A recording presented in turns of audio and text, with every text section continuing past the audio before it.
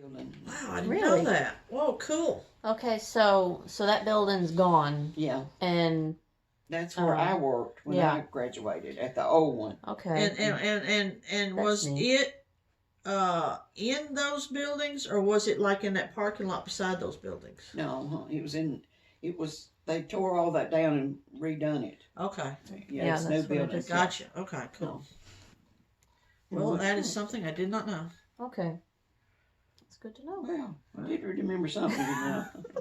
Did you know that so far? Well, I just know, I've just heard so many people talking about they worked at the shoe factory, and then they built that new one over there off of South Water. Yeah, from Marine Uncle Willie lived down below there. Where the jail is. Yeah. Down through there. I'll show you sometime. Yeah, you'll have to show me that. Yeah. Okay.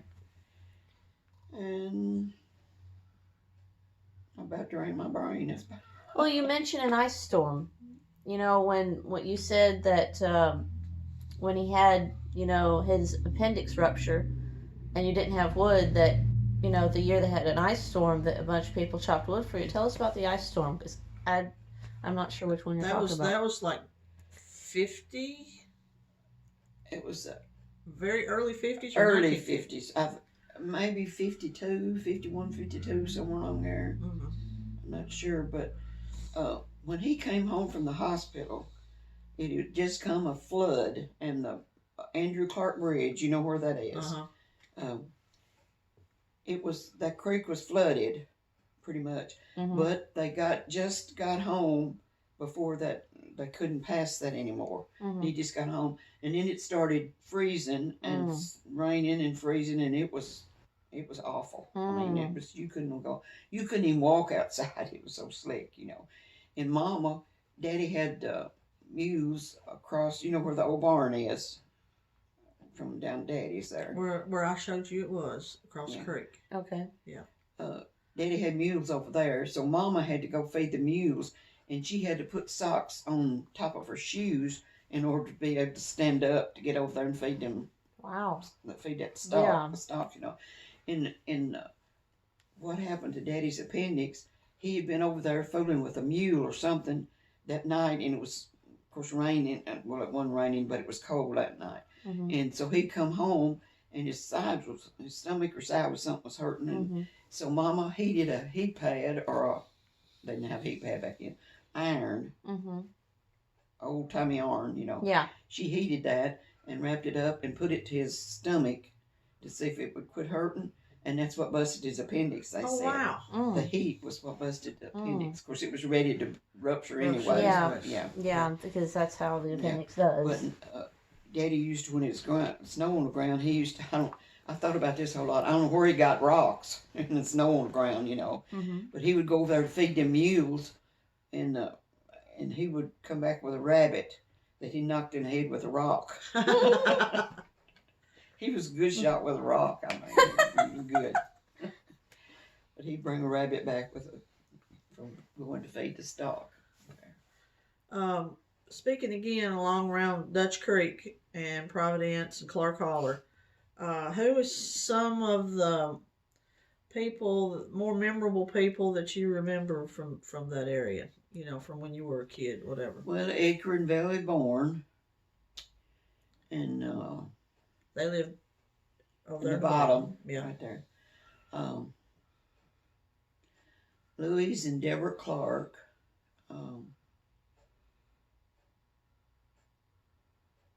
Not Deborah. What was his name? Haskell? Yeah. No. No. Hubert? No. Oh my I goodness. His name was. No, the boy's name's Delbert. Yeah, Delbert's the boy. Louise and. Oh my gosh! No, it's good. No. I can't think what his name was. But anyways, they lived up Clark Holler from us. And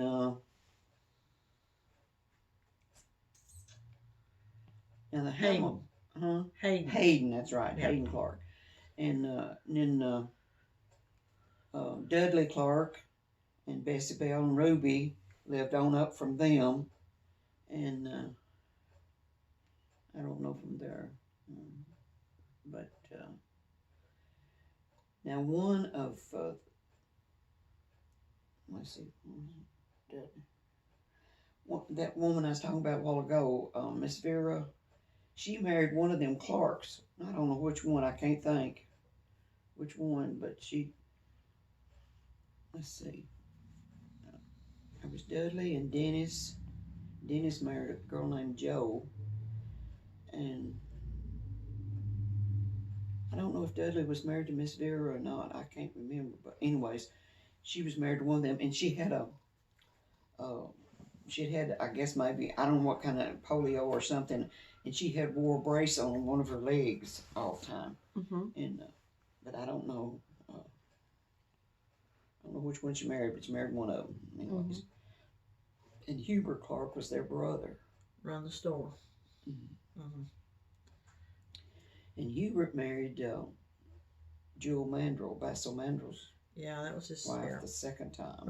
You know, after Miss Tilly died. And I used to work. I said that was my first job. She factory was my first real job, but when we was waiting for the school bus up to Clark's store, Miss Tilly would ask me, Dorothy, you want a job? And I'd say, yeah. She said, will you go clean my notion rack out and dust it? That's where she kept thread and needles and that kind of thing to sell. And I'd go dust that. And she gave me a quarter for dusting that out for her, you know. And did Aunt Bet already have the quarter spent? Probably. I remember one time we had to pay typing fees when I went to school.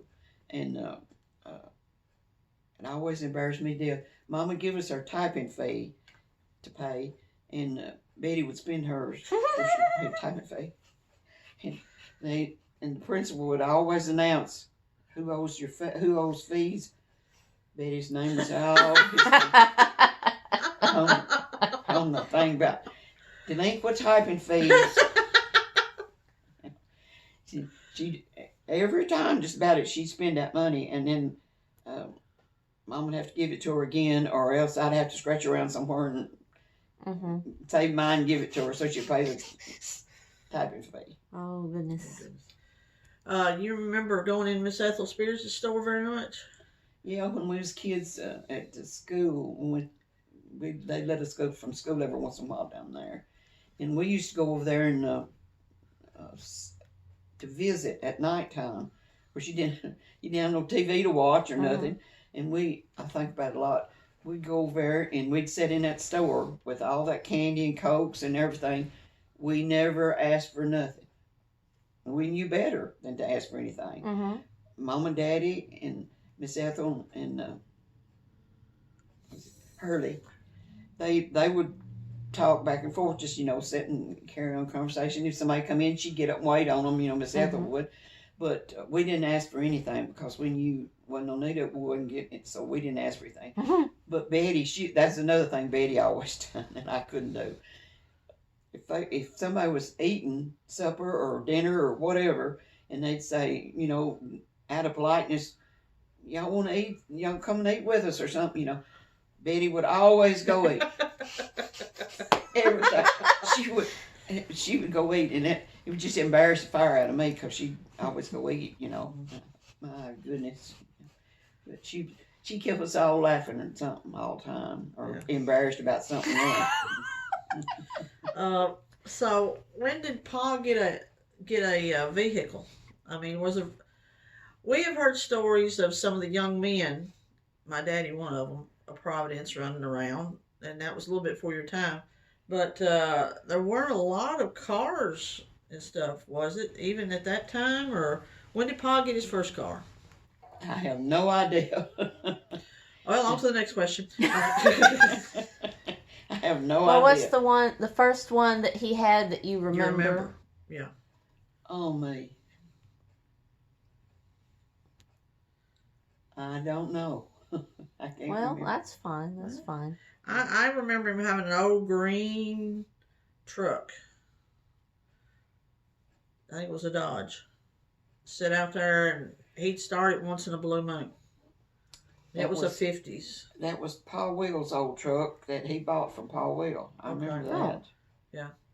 But now, I don't know. I can't even remember a car. Well, how'd y'all get to Ethel's, Walt? I know one time Daddy was going to Scottsville for some reason, and somebody was picking him up over there to the bridge, and he hardly ever went anywhere that I couldn't go, and I tracked around after him all the time. And he said, "You can't go," and I thought, "Well, I am going." And so he took off down the road walking, and here I go right behind him, just pretty good ways behind him. He said, "You can't go back to the house." And I just stood there till he started walking. I walking again. But he got through whooping me that time. I didn't ask for that no more. He whooped me 3 times, and one time, it took him 3 times to whoop me for me to decide I couldn't go, And it's the only whooping I ever got from him. But I got 3 in one. I didn't want that no more. And Betty never ever got a whipping from him. She never got a whipping from him. And when if we had company and was making too much racket, too much noise, and he'd come in there and he'd take that, thump you on the head for you to be hurt. Oh, it hurt. And make me mad as far when he thumped me on my head. But he thumped, he didn't just pick out one. He thumped me and Betty both on the head, Yeah. But he never did offer to whoop us, neither one, after he whooped me that one time. And if we was doing something we didn't need to be doing, he said, "Girls, your mom's going to get you. Girls, your mom's going to get you." And Mama, I started to tell you a while ago, another funny thing about Betty. I thought it was funny. Mama was cooking.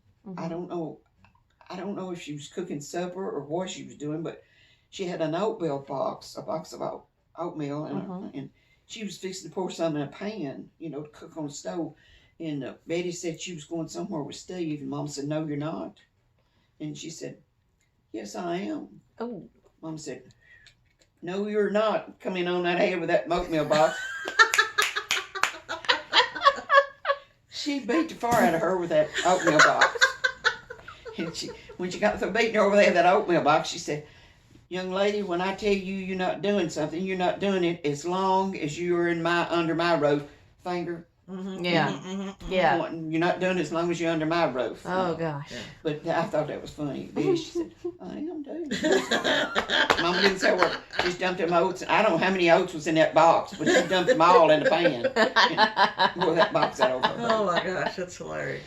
And she used to say, Mama used to be really fast on the draw, I guess is what you call it. She'd say, "I'm going to slap you." Before she had it out of her mouth, she done had you slapped. Dang, that's when my mama got it. Yeah. She would. She said, "I'm going to slap you." Well, she'd have you slapped before she... Yeah. You just didn't mess with Mama.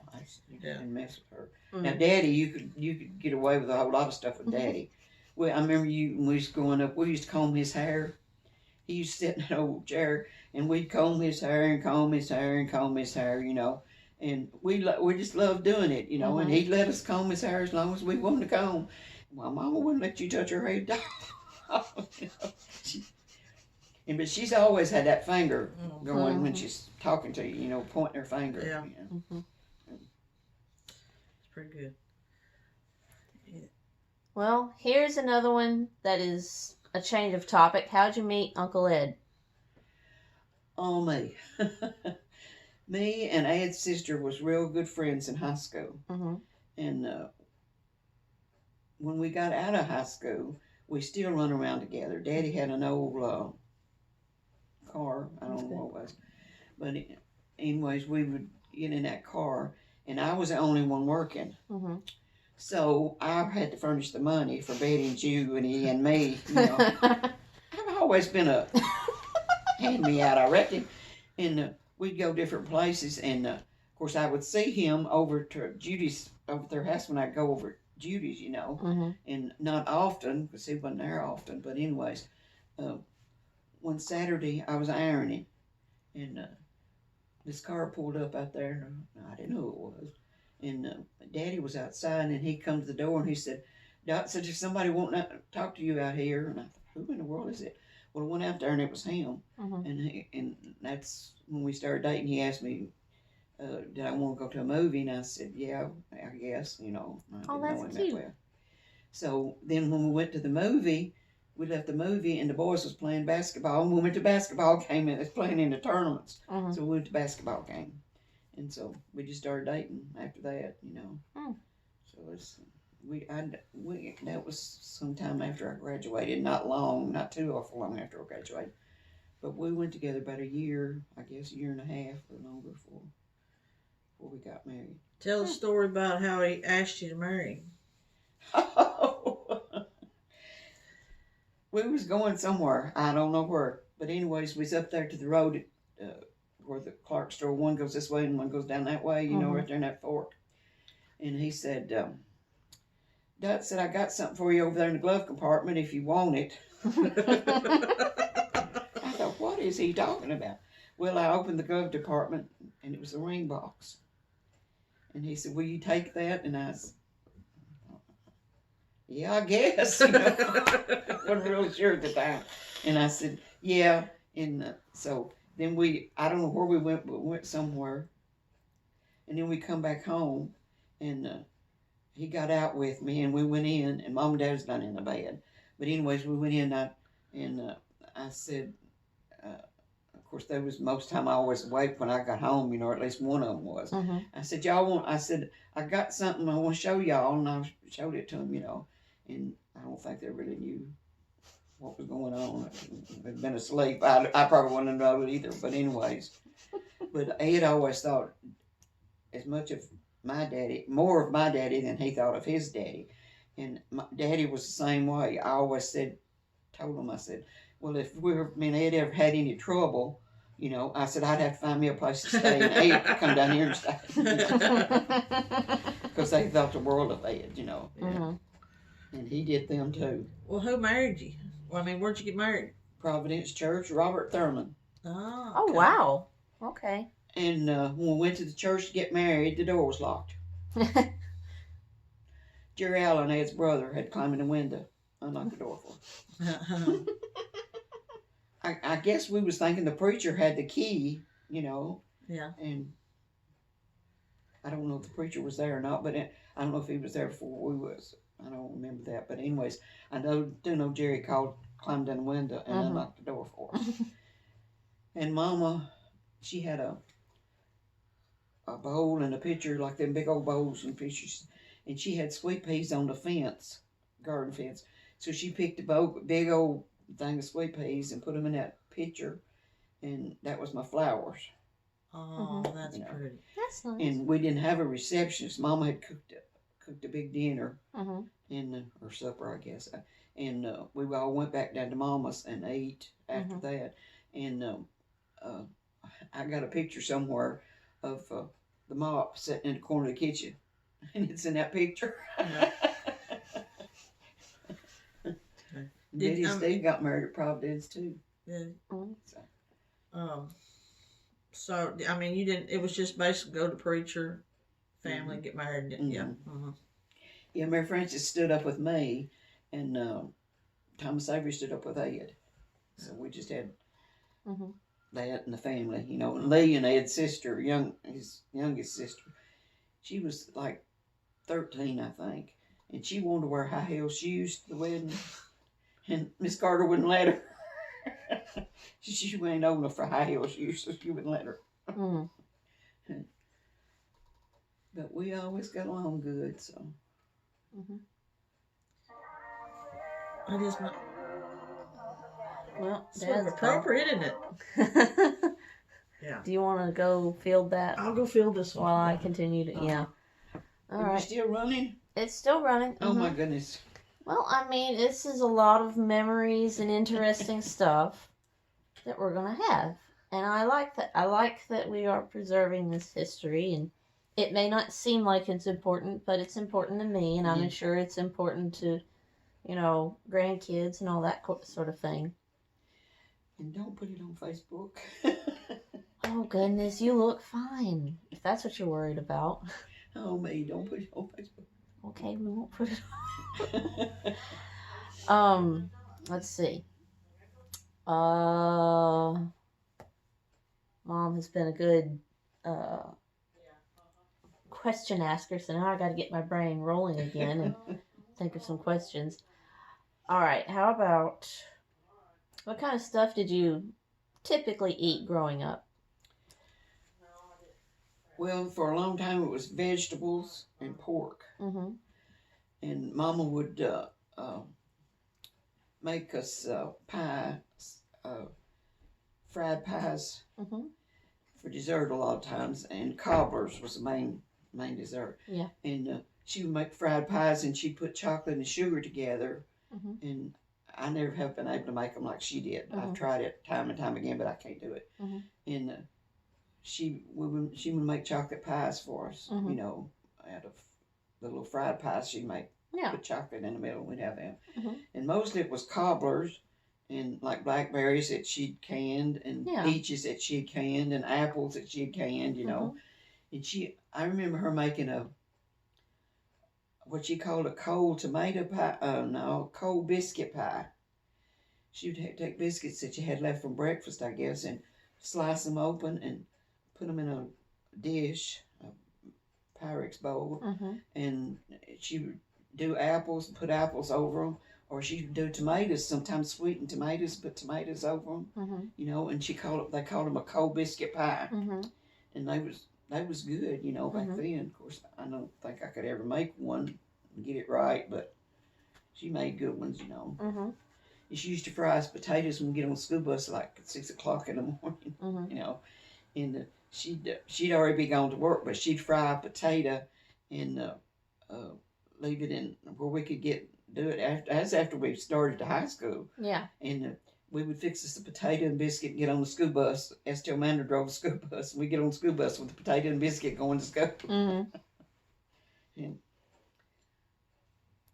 And we had the bus run real early. Of course, Daddy took Mom up to meet Is that you again? everybody going to Portland to the shirt factory. So. Mm-hmm. But we had to work when we was home. Yeah. Well, that makes sense. Something I thought of in there was now Pa's parents, Janie and Bluford, Mm-hmm. lived right there at the crossroads of Dutch Creek and Clark Hollow. Yeah. Yeah. It was an old building. An old log house, right? Well, no, I don't think it was a log. I think it was weatherboarding. Okay. White weatherboarding, I think. Okay. And at one time, over there where the big creek is, the big creek there, the bridge, Uncle Walter and Aunt Ethel had a house right there, just back up. Right back in that corner. Yeah, right back in there, Uh-huh. And that's when I guess they divided the farm. I don't know. But anyways, Aunt Clara was the only one living, and Uncle Walter then, because Aunt Lona Bell and Aunt Lola May was already dead. And they divided it, but they give Daddy the house where the house was, so Daddy could take care of Granny. Yeah. So that's what he did. Okay. Wasn't Bluford a deacon in Providence Church for a long time? Or? I don't know, but Bob Bluford was a church goer, and he had a sunstroke. I know we were small. I don't know when he had it. I don't remember, but we were small, and a lot of days he was fine. A lot of days he was kind of couldn't remember good or didn't remember what he was saying a whole lot of. But we used to like to go over at Granny Janie's and eat. She made little hoe cakes on a wood stove, Mm-hmm. We used to love to go over and eat them little things at about lunchtime. So one time I remember we went over there and he said, "Now girls, y'all not eating lunch today. You got to go home." Broke mine Betty's heart because he never did say anything like that. When he was a real lovable man, Mm-hmm. and he never did say nothing like that when he was at himself, and it just broke mine Betty's heart because he told us we couldn't eat them old cakes and go home. Mm-hmm. And every time it come up a storm, I guess that's the reason I was afraid of storms for so many years. We would go to Granny's and Pa Bluford's every time it come up a storm. Why over there? I don't know. I don't have no idea. And I was standing, they had them little narrow windows back then in the houses, And I was standing in the window, and they had a big old porch out there, and I was standing in the window, and a tree blew over, and just went, the limbs just went right down that window. It was far enough that it just went right down the window in front of me. Scared me to death, and I've been scared of them storms ever since. Yeah, well, that makes sense. And when we go back home every day, every time after storm, it was strange. Me or Betty one rode Daddy's back all back home. He piggyback us back over to the house, you know. Mm-hmm.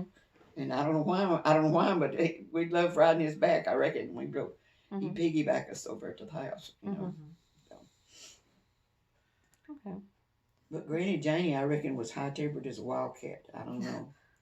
I've heard that, so I don't know. Well, Mama absolutely adored her. She absolutely adored her. So I guess they got along. Yeah, probably. Yeah. Yeah. Now, how much older was Mama than you guys? She was 12. She liked from August to October being 12 years older than me. Mm-hmm. And see, I like from July to, Betty likes from July to October being 3 years younger than me. Mm-hmm. She's born July the 9th, and I was born October 6th. So, your May was done grown pretty much for, I guess she got married when she was about 17, didn't she? Well, she got married pretty early. She got married in 46. Yeah. So. Well, see, I was born in 40, so see, I was just a little tot, you know. Mm-hmm. And when Betty started to school, she had a terrible speech problem, Betty did. And they had took her to the doctor in different places, you know, and the doctor said, well, so when she gets older and she gets interested in the boys, said her speech will change, you know, she'll get it right, you know. And you know she did. What do you mean speech problem? Well, you couldn't understand her. I mean, when she first went to school, when I went to school and she was still home, Mama couldn't understand nothing she said, you know. Huh. And I could translate. I knew what she said. I'd translate. So one day when I come home from school, Mama, she said, Betty said something. Mama said, what is she saying? She has said that all day long, and I have no idea what she's saying. Whatever it was, I understood what she's saying, but her speech was really bad, you know. Oh, I didn't know that. And, but after she started growing up, it went away. You know, she never was bothered with it no more. And so Grandma worked at the shirt factory, and Pa, he farmed. A lot of women around over in there worked at the shirt factory too, didn't they? Yeah. Yeah. Daddy worked, he carpentered some, worked as a carpenter some, and he cut cedar some, and he farmed. Basically, back then, unless you had some really big time job, you just did whatever. Yeah. Everett Borders, I guess, Cordell Borders and Joanne and Loretta's daddy, he worked for Ford Furniture in Gallatin, and I guess he was the only person around there that really had a public job, you know, at the time, because people just, they didn't have no way to get to a job, you know, so they just had to work at home, you know. Yeah. Now, he had a store right there. No, who had the store? Oh, Lordy. It was a Borders. Mm-hmm. And that green old house right there. Beside Providence Church, right there behind the cemetery. The dilapidated one? Yep, that was a store. For really? many years, yeah. That little bitty house. That little bitty house was a store for many years. Didn't know that. I can't think of his name, but I know. Yeah, he had this store and he was a Borders. Yeah. What kind of store? And the road ran. Daddy says the road ran basically right at the front porch. Yeah, it did. Yeah. And I want to think maybe that he was Everett's daddy, maybe. I'm pretty sure they were kin. I don't know I'm pretty that. sure. I just want to think that, you know. And I can't think of his name either. I know who it is. What kind of stuff was in a store in a little bitty building like that? And well, Simpson girls, Bet and Lucille. Bet, Lucille. No. Older one. Betty. Betty. And Elizabeth. I think they worked at the shoe factory, and they wasn't married at the time, and of course they really dressed up, you know, and everything. And I remember seeing them at Providence Church, you know, and I thought they always looked so nice, you know, because they had on nice clothes, and best I remember they had makeup, you know, and all that. You know. And so Elizabeth married Tootie, and Betty married Bodie Pearson. You know, you remember that name, Bodie Pearson? I guess I don't know. Yeah, and I remember that was before they both married, and they went to church at Providence. And their mother, I can't think what their mother's name was. Well, you're shooting a lot of stuff at me today that I know that I can't think of. I can't think either. Lucille, there's Lucille and Sue and Betty and Bet and the one married to Pearson. What's her name?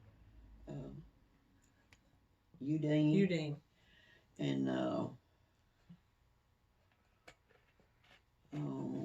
there was a boy. Kenneth. No. Yeah. Kenneth Simpson. Yeah. Yeah. And I don't know if that's all of them or not. I think it. I want to think it was, but I don't know. Yeah. But well, go ahead. David and Wayne went to Providence school when I went. It's just, Lord, I hadn't thought about some of these people in years. Well, everybody was just sort of, they helped each other out. And like Casey was talking about, Earl B was talking about walking. You wasn't scared to walk. Afraid something's going to happen to you. Nope. So, I know, I've heard people tell about traveling around like the church and stuff. And, Casey's brother-in-law found that Paul Will's picture was in Fairfield Lodge. Masonic Lodge? Yeah, he still hasn't got me that picture. Yeah. Yeah, so he was big into that. Yeah, Dad and the church. They always went to Fairfield Church, I reckon, you know. Really? I didn't know that. Yeah. Yeah. See, Paul Will's mother had to give them away when they were little because she couldn't take care of them for some reason. There was him and two sisters. And then after, and there was Mr. Black from Fairfield down there somewhere. He raised Paul Will. He raised Paul Will. And then one of his sisters came to visit Mom. I don't know. Her name was Dovey, I think. And then the other one, they never did know where she was at. But that one came to visit Mama and Paul. Wow. Paul Will, you know. But I don't know. I don't even know what the other one's name was. But, wow. And I don't know why. I don't know who Paul Will's mother was either. But I know Mama said that Paul Will always said that she couldn't take care of him. So I don't know if she got sick or couldn't take care of him or what. But something happened. She could take care of him. It would be interesting to know what Black around Fairfield, you know, raised him. Gosh, I wish I knew that. Yeah. What now? Be nice to know who the Black